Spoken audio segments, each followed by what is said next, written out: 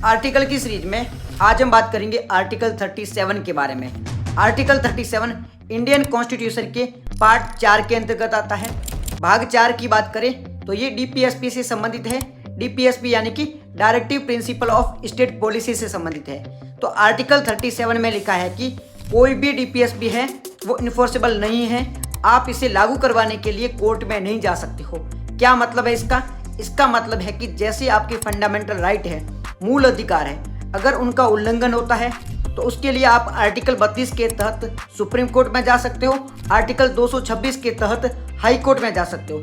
इस प्रकार से अगर सरकार है वो डीपीएसपी को लागू नहीं कर रही है तो ऐसी स्थिति में आप कोर्ट में जाके ये बात नहीं कह सकते हो कि सर हमारे डीपीएसपी को आप इम्प्लीमेंट करवाओ, लागू करवाओ, क्योंकि डीपीएसपी है वो इन्फोर्सेबल नहीं है। इसे किसी कोर्ट के द्वारा इन्फोर्स नहीं करवाया जा सकता है।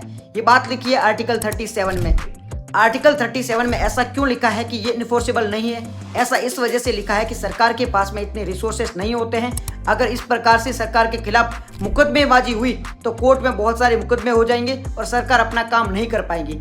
सरकार के मूल में ये शामिल है कि सरकार कोई भी कानून बनाएगी तो डीपीएसपी को ध्यान में रखते हुए कानून बनाएगी, परंतु सरकार को आप जबरदस्ती कोर्ट के माध्यम से इसे इन्फोर्स नहीं करवा सकते हो। ये सरकार पे डिपेंड करता है। सरकार इसका ध्यान रखेगी कि कोई भी कानून बनाएगी उसमें डीपीएसपी को ध्यान में रखते हुए कानून बनाएगी, परंतु आप जबरदस्ती कोर्ट के द्वारा ये इम्प्लीमेंट नहीं करवा सकते हो।